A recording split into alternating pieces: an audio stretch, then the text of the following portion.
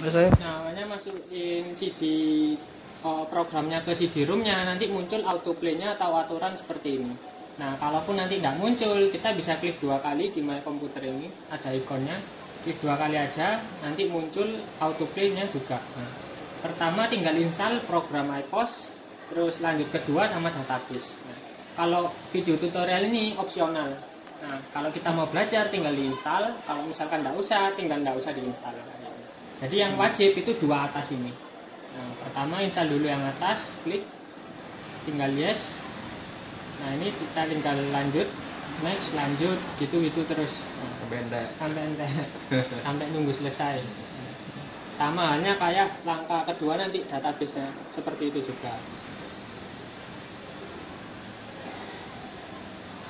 Data ini kok bisa disetting non ide ya mas, jadi bisa. Windows error itu tinggal install ulang aja, nggak sampai itu katut hilang. Nah.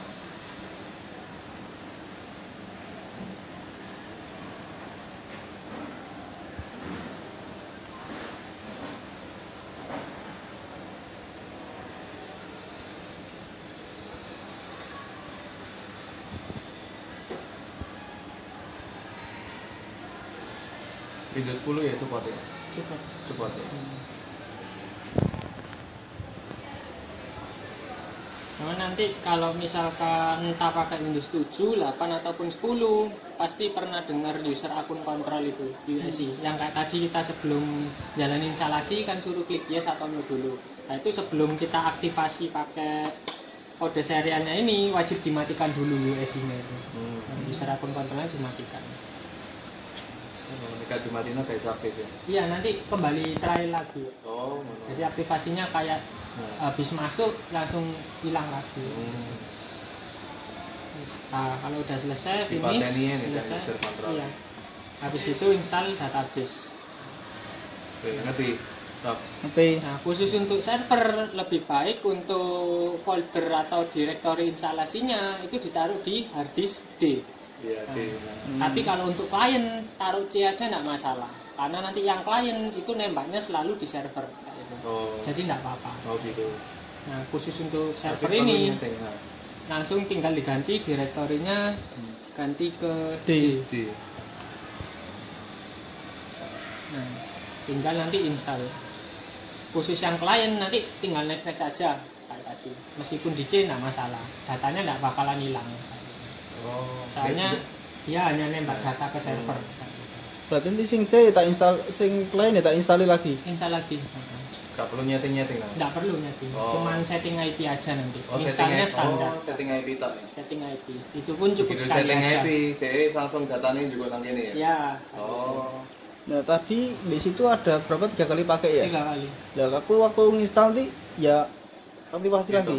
Installnya nanti setelah install kan belum aktif dia programnya, jadi harus diaktifasi dulu. Nah, ini nanti diaktifasi 1 kali, berarti kan sisa 2 lagi, bisa buat 2 klien yang di sana. Berarti langsung tag ya? Berarti langsung habis. Iya.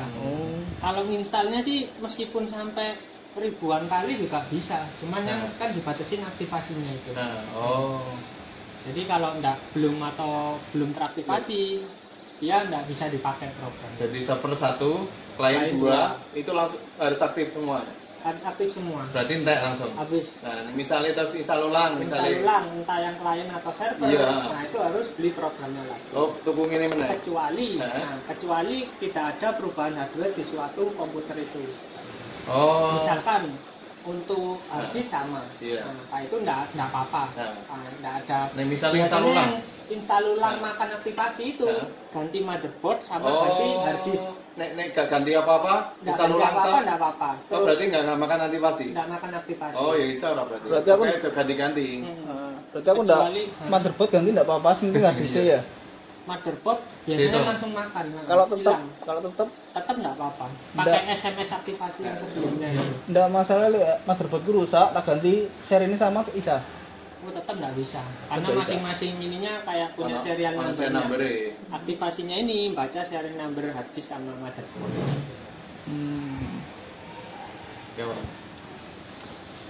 Nah, kalau sudah selesai tinggal tutup ini patah. Nah, tutorialnya mau diinstalin sekalian? Ya sekalian lah ya. Enggak belajar ke tutorial itu.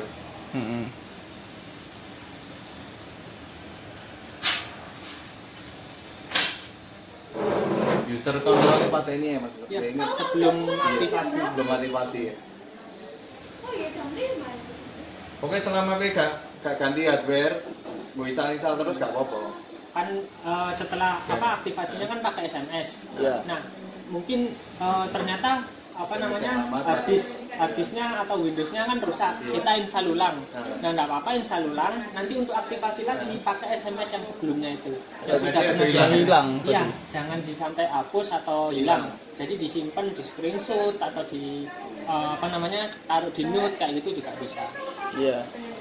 Kecuali komputermu jebol ya wis kayak tuku meneh. Iya, harus. Jadi nanti aktivasinya anggapannya Tadi tak diingat-ingat. kirain setiap kali install ulang itu dianggap aktivasi meneh. Oh enggak, selama Enggak, ya? hardware itu lagi. Oh. Hanya ada pengecualiannya untuk itu. Nah, udah selesai tiga-tiganya, kita tinggal tutup aja. Ini tinggal close. Nah, ini saya matikan user akun kontrolnya. Windows 7, 8 sama 10 cara matikinnya sama. Jadi tinggal masuk di control panel. Ya. Nah, nanti cari user icon. Nah, user icon lagi. Nah, intinya kita masuk di user icon ini. Nanti di bawah ini ada change user icon control setting. Tinggal diklik. Awalnya di yang garis ketiga ini kita turunkan sampai bawah never notify. Nah, setelah itu tinggal oke. Setelah itu yes. Fungsinya Langsung matiin dia- apa fungsinya? Buat Jadi aktivasi. dari programnya ini untuk aktivasinya di sini juga ada prosedurnya, yaitu ketika mau instalasi atau aktivasi itu wajib dimatikan dulu. Entah itu di freeze sama user akun kontrolnya harus mati. Jadi Jadi ada buku nih Ram, kok baca Ram. Iya. Engko sing klien ya patenan Ram. Iya. user Jangan akun. gak bisa aktivasi. Nah, udah selesai, kita coba tes masuk programnya. IP ini setting lapisan ya. Iya, tak downloadin Emidesk juga. Oh.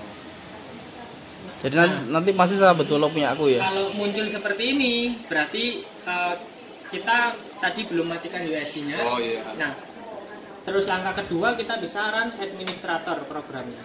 Nah, caranya nanti ini tinggal oke dulu, klik kanan programnya, masuk ke properties. Di sini ada compatibility. Nah, di sini ada centangan run this program as an administrator. Tinggal apply baru oke. Itu aja. Oh. Kalau bisa langsung jalankan aja enggak apa-apa. Soalnya kan kita tadi pada waktu matiin user account-nya kita belum restart. Iya, Nah, belum restart ya. biasanya minta restart. Tadi ada pop up minta restart, kita enggak restart.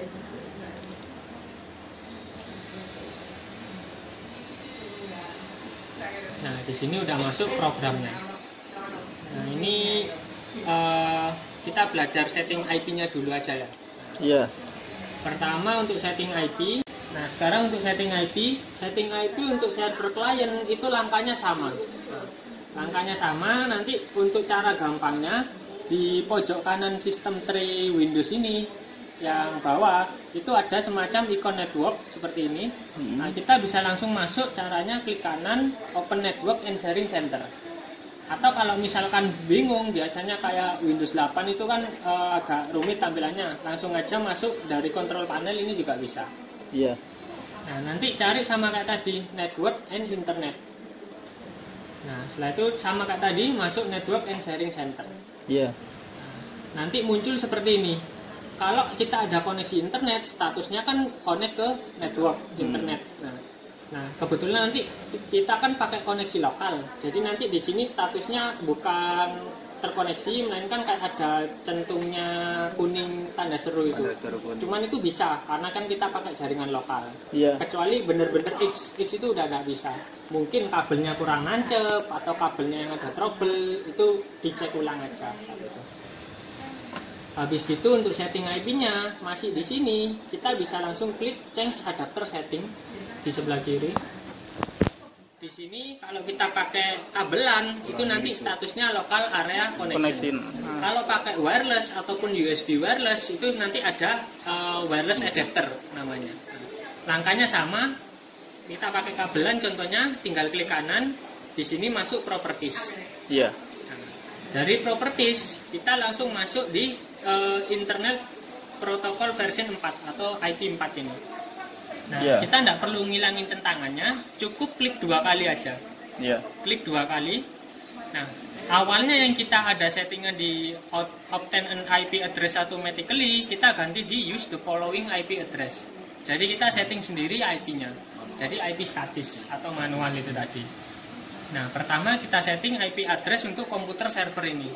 Contohnya kita gampangannya kita kasih yang pasti depannya sama semua 192.168 1 titik. Nah, awalnya ini untuk server kita kasih gampang aja, mungkin 1 kayak gitu bisa atau 10 juga bisa. Iya. Nah, anggapannya server kita kasih kepala 1 belakangnya. Nanti subnext masnya ini kita tidak perlu isi apa-apa, cukup klik di daerah kolom kosong ini, langsung dia terisi sendiri. Nah, setelah itu nanti tinggal oke langsung tanpa setting lagi. Iya. Pokoknya kalau saya Tidak usah diisi apa-apa. Nah, ini server sudah tersetting IP-nya kayak gitu. Nah, nanti kalau untuk setting yang klien itu sama juga, masuk di Network and Sharing Center, masuk ke Properties sama kayak tadi, masuk di IP4 tadi, klik 2 kali. Nah, bedanya di sini ngisinya sama, cuman kepala belakangnya ini wajib beda sama server. 2 atau 3 Nah, gitu. betul. Anggapannya kalau server 1, nanti klien nomor 2 kita isi 2 kayak gitu. Iya. Berarti sing di laptop tak ganti 2 nanti ya? 2 bisa kayak itu. Nanti 2 3. 3, selanjutnya laptop ketiga atau 2, klien 3, kedua 4, 5. ganti ke 3 kayak Ojo gitu. kembar. Nggak Iya. boleh sama. Iya. Jadi kalau misalkan ada IP yang sama, nanti ada IP konflik namanya. Ganti 1 aja. Ya ganti kembali 1 aja, jadi di sana langsung tancepin kabel. Iya. Setelah itu nanti tinggal Betul. oke. Nah, tinggal ngisi ini 192.168.1.1. Yang ininya ngisi sendiri, cukup arahkan kursornya di sini. Selanjutnya nanti tinggal oke, di sini juga tinggal oke. Oke. Nah, server klien sama. Lalu ada pengecualian lagi untuk server. Nah, kalau misalkan klien mau masuk ke server, itu pasti Windows ada yang namanya Windows Firewall. Nah, khusus untuk firewall yang server itu wajib nonaktif kayak gitu. Nah, cara nonaktifinnya nanti di control panel di sini masuk di network ini tadi. Nah, cari aja Windows Firewall. Nah, kayak ada ikon tembok ini. Iya. Nah, awalnya yang kondisinya centang seperti ini, kita bisa turn Windows Firewall on or off. Nah, kita tinggal klik. Nah, kita turn off, ini juga turn off. Nanti tinggal oke. Nah, ini kebetulan yang server udah kita setting firewallnya off. Jadi di sana tinggal tancap kabel, yang di sana kliennya juga tinggal setting IP, langsung bisa connect. Nah, kalau misalkan IP kita sudah benar, terus kita sudah setting udah benar, ternyata kok masih belum bisa connect. Nah, jadi trouble-nya itu cuma 1. Windows Firewall yang server itu masih aktif. Jadi harus dimatikan dulu. Iya. Yang klien nggak usah dimatikan firewallnya. Berarti tetap nyala ya kliennya Tetap ya? nyala nggak apa-apa. Cuma ini tok sing mati ya? Betul. Nah, ini kan sudah mati. Nanti di sana nggak usah setting apa-apa. IP juga nggak usah setting. Nah, Iya. terus langkah selanjutnya yaitu misalkan ini ilustrasinya kita sudah setting semuanya, IP server sama klien. Nah, sekarang pertanyaannya mungkin bagaimana klien bisa nembak IP-nya server. Nah, kayak gitu. Nah, ini saya ajarin. Sekalian diaktifasi atau enggak? Iya sekalian. Mungkin di pause dulu bisa. Untuk masuk ke datanya server, ketika kita jalankan komputer yang server, itu kita bisa langsung klik cari database di sini. Nah, ketika kita klik cari database, langsung ketemu datanya yang server. Hanya khusus untuk di komputer server. Iya. Tapi kalau misalkan kita di komputer klien 1 atau klien 2 atau klien seterusnya, itu kita nggak bisa langsung klik cari database, melainkan harus ketik IP-nya server di sini, kolom nomor 1 ini. Nah, contohnya IP server yang sudah kita setting tadi 192.168.1.1. Nah, nanti langsung klik enter. Nah, langsung nanti ketemu IP-nya server. Kalau misalkan sudah terkonek jaringan. Nah, sampai udah ketemu database-nya, kita bisa langsung pilih atau klik 2 kali seperti tadi. Iya. Jadi datanya nanti langsung udah yang klien itu langsung masuk ke server. Ini passwordnya admin ya? Sama, klien juga sama. Iya, admin ya? Admin. Nah, Jadi anggapannya kalau sistem server klien di jaringan program MyPosnya ini, misalkan yang server dibiarin stagnan atau enggak dibuat input apa-apa, melainkan yang server yang klien yang dibuat input. Nah, nanti datanya langsung bisa nyimpen di servernya. Anggapannya seperti itu. Berarti aku dari klien tak masuk IP ini database server, terus otomatis sudah keluar dewe. Sudah masuk Semua data yang tak ketik di sini sudah masuk semua di sudah, klien. Jadi masing-masing langsung sharing. Jadi contohnya ada 2 komputer klien tadi ya, klien 1 sama klien 2. Nah, klien 1 ini kita sudah input Aqua Gelas contohnya. Nanti klien 2 kan belum input Aqua Gelas, tapi otomatis nanti langsung muncul Aqua Gelas seperti itu. Karena kan ini dua-duanya sudah sharing data dan nembak IP ke server. Iya. Nah, apanya ilustrasinya seperti itu.